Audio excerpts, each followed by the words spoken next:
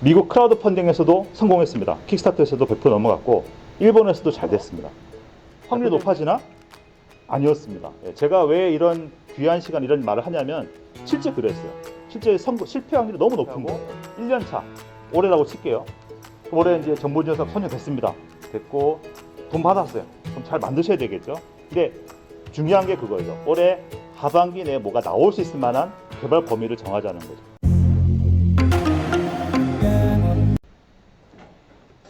네, 오늘 두 번째 강연 시작하도록 하겠습니다. 두 번째 강연은 위너스랩 동무상 대표님을 모시도록 하겠습니다. 박수 부탁드리겠습니다. 먼저 케이스 스터디입니다. 지금 보시는 이 제품의 경우는 요거죠. 여러분이 검색창에서 넥스틱이라고 검색하시면 나올 겁니다. 그래서 이 제품은 미국 크라우드 펀딩에서도 성공했습니다. 킥스타터에서도 100% 넘어갔고 일본에서도 잘 됐습니다. 자, 근데 이제 결론은 뭐다?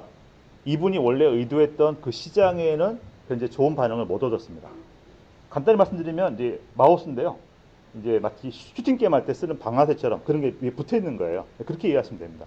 근데 이런 뭐 다목적이랄까요? 또는 이제 3D 마우스라는 용어도 쓰시는데 개발하셔서 주요 용도를 일반 가정용, 뭐 홈쇼핑이나 뭐 일반 웹서핑, 어떤 프레젠테이션, 뭐 사무용, 뭐 게임 쪽을 주로 보셨습니다. 근데 이 대표님의 가장 주 시장은 게임 시장이었습니다. 그래서 저희가 이제 이런 관계를 만났죠. 만났고 대표 열심히 하시고 좋으셔가지고 이제 저희도 많은 좀 지원 사업도 소개해드려서 한 7천만 원 이상 지원 받으셨어요. 그래서 1년 이상 개발해서 결국은 성공했습니다. 자, 근데 어떤 문제가 벌어졌냐면은 1순위로 생각했던 그 게임 시장을 이제 저희가 이제 시장조사도 대행해 드렸는데 게임사를 몇 개 갔어요. 뭐 넥슨부터 해서 몇 군데를 가봤는데 거기에 나온 반응들은 좋지 않았습니다. 혹시 여러분 어떻게 생각하십니까? 이런 제품이 있으면 이거 가지고 배그를 하실 수 있을까요? 어떠세요? 그러세요? 예. 비슷하게 하실 것 같은데 이런 반응이 나왔어요. 기존의 키보드와 마우스로 최적화되어 있는데 이런 새로운 디바이스를 쓰겠냐? 이 얘기가 나왔고 이 제품이 10만 원 이상을 합니다. 그렇다 보니까 그만한 돈을 주고 자 사겠냐? 이런 얘기가 나온 거예요. 근데 그 반응이 뭐 대형 게임사도 마찬가지고 중소 인디 게임사도 마찬가지였습니다. 그래서 결국은 1순위로 바라봤던 그 타깃을 이제 못 가져가게 된 거죠. 제가 이제 대신 이건 제가 실패라고 얘기 안 할게요. 왜냐하면 제품이 잘 나왔기 때문에 이제 시장을 이제 파악해가는 과정이죠. 다만 아쉬운 거는 처음에 의도했던 이런 부분에 대해서 현재 뭐가 안 맞는 거죠. 소위 말하는 마켓핏이 안 맞는 겁니다. 근데 컨설팅을 저희가 1년에 한 300 이상씩 내외를 만나는데 정부 지원금을 받은 팀들이 그중에 한 100개 넘습니다. 근데 그 팀들 중에 다음에 제대로 제품이 나오고 매출을 이어진 데가 많지가 않습니다. 이런 식의 시행착오가 많기 때문이죠. 그래서 오늘 제가 이 강의를 만든 이유는 이런 걸 줄여보자 라는 점에서 말씀드려 보겠습니다. 여러분 뭐 잘 하시는 린스타터 많이 보셨죠? 혹시 안 보셨으면 꼭 보실 필요가 있고요. 이 책에서 이 에릭 리스가 한 아주 핵심적인 얘기는 이겁니다.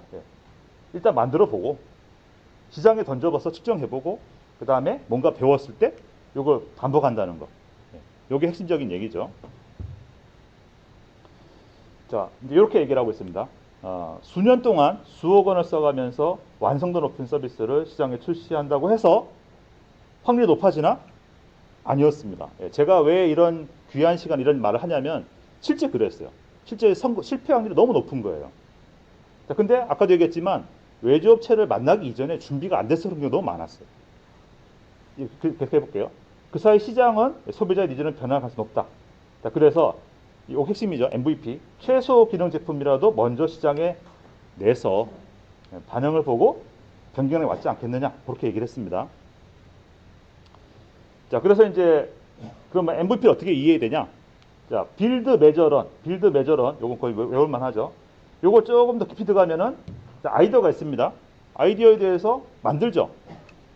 이게요, 그냥 종이에다가 스케치 나쁘지 않아요. 파워포인트라도 나쁘지 않아요.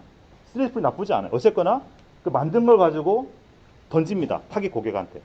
그러면 요게 뭐겠어요? 요게 MVP인 거죠. 그러면 내가 궁금한 게, 야, 이거 필요 있어, 필요 없어. 그걸 알고 싶어요. 그럼 그만한 수준이 되겠죠. 그럼 그 정도로 만드는 거고. 만약에 완성도 높게 해서 비싼 값을 받고 싶어. 그러면 더 잘 만들면 되겠죠. 어쨌거나 이 부분이 MVP가 되는 겁니다. 그래서 이걸 시장에 던진 다음에 반응을 보고 그 다음에 다시 돌아가는 거죠. 그래서 이렇게 이해할 수 있는데, 자, 여기에 대해서 요 얘기입니다. 그래서 MVP 아주 많이 쓰는 용어인데 이렇게 한번 외워두시고요. 저도 이렇게 말씀을 드리겠습니다. 이건 제가 유튜브에서도 많이 얘기했던 얘기인데, 자, 정부 지원 사업 받으면요, 여러분 딱 그 생각 하셔야 돼요. 그 해에, 만약 올해 받았어요. 그럼 올해 22년도죠. 그럼 올해 판매 가능한 수준의 시제품이 나와야 됩니다. 연말까지. 늦어도 내년 초까지. 자, 그렇게 해서 다음에 23년도죠. 내년에 크라우드 펀딩이 들어가야 돼요. 뭐 상반기 들어가야 돼요. 그래서 오달 받잖아요. 그러면 자신감도 생기고 그것 때문에 또 다른 정보 지원 사업이나 투자를 두드려 볼 수 있어요. 자, 그래서 결국은 올해 받은 당해, 그 차년도에 요거 중요하고 해서 실적이 있어야만 그 다음으로 이어질 수 있다는 거죠. 이거를 잘 타면은 흔히 말하는 데스밸리 없을 수도 있어요. 근데 제일 문제가 뭐다? 이게 안 되는 거야. 그렇다 보니까 어떤지 아세요? 최악의 경우는 또 다른 정보 지원 사업 또 타러 가. 근데 아시죠? 똑같은 아이템 안 되잖아요. 또 새로운 아이템 또 찾는 거야. 이게 악순환 되는 거죠. 본질이 벗어나게 됩니다. 자, 그래서 제가 이제 오늘 강의 중에 핵심적인 내용일 수 있겠는데, 일단 타이밍이 매우 중요하다. 타이밍이. 자, 그러면 다시 한번 정리하면은, 이제 여러분 다 아이디어가 있습니다. 그죠? 아이디어가 있어요. 아이디어가 있는데, 나름의 조사하시고 있겠죠? 그렇게 하고, 1년 차, 올해라고 칠게요. 그럼 올해 이제 정보 지원 사업 선정됐습니다. 됐고, 돈 받았어요. 그럼 잘 만드셔야 되겠죠? 근데 중요한 게 그거죠. 올해 하반기 내에 뭐가 나올 수 있을 만한 개발 범위를 정하자는 거죠. 그게 핵심적인 내용입니다. 자, 그렇게 해서 나왔어요. 나오면은, 그 다음에 이제 소위 말해서 이제 마켓 피싱 거지. 던져봐야지. 그래서 사람들이 돈 10,000원 내고 쓰나 안 쓰나 한번 보는 거죠. 그래서 이거를 어디서 한다? 크라우드 펀딩에서. 그럼 여기서 이제 실적이 나옵니다. 100%, 500%. 예, 그럼 이게 매우 중요하죠. 이게 있어야 그 다음에 정부 지원 사업 초기로 해서 돈 받든 투자를 받든 뭐가 될 수 있거든요. 그래서 이 부분을 제가 강조하고 싶습니다. 이 다음은 사실은 그 다음 얘기인 것 같아요. 이 단계에서 대부분 많이 좀 어려우세요. 작년만 하더라도 제가 비대면 창업 패키지 돈 큰 거 아시죠? 1억 5천만 원이에요. 근데 예상패 떨어진 분이 받았어요. 1억 2천만 원 받았어요. 제가 나도 전화해봤어. 결국 문 닫으셨더라고. 왜? 나름의 실험을 너무 과하게 하셨어요. 예를 들면 홈 트레이닝 뭐 앱을 만들고 그런 서비스라는 부분이었는데, 하여튼 뭐 1년 안에 그 실험이 이제 안 되고 말았죠. 어쨌거나 뭐 그런 사례 너무나 많습니다. 제품 개발 프로세스를 말씀드려 볼게요. 되게 일반적으로 이렇게 진행하죠, 그죠? 아이디어가 있고 제품에 대한 기능 정의가 있고, 컨셉 디자인, 뭐 스케치라고 볼 수도 있겠습니다. 그리고 이제 개발 기획이 있고 제작을 합니다. 일반적인 얘기인데, 결론부터 말씀드리면 이렇게 되면 좋겠어요. 요 아이디어가 있는데 얼마 하면 될까요? 이렇게 막 물어보세요. 그럼 상당히 어려운 주제죠. 이런 기능 5가지 기능이 있는데 이거를 하고 싶다. 3개월 내에 말하면 저희들이 이렇게 조언 드리죠. 기간에 봤을 때 2개밖에 안 됩니다. 이렇게 의견 드리거든요. 그런 식의 부분들이 여기서 이제 조정이 되는 거죠. 자, 그래서 결국은 그 다음에 개발이 되고, 여러분 지금 가장 고민하시는 외주업체가 있는데, 그러니까 사실 제 말은 그 말이죠. 이거를 찾기 이전에 이 앞단의 준비가 잘 돼 있으면 시행착오를 많이 줄일 수 있다는 얘기입니다. 자, 그리고 제품이 나왔을 때도 마찬가지로 바로 이제 이것도 어떻게 개념 잡아야 되냐면, 바로 이것부터 뭐 돈 번다라는 게 보다는 이 나온 걸 가지고 여러분들이 또 한번 물어보는 거죠. 자, 이 정도의 완성도가 있으면 돈 주고 사겠어?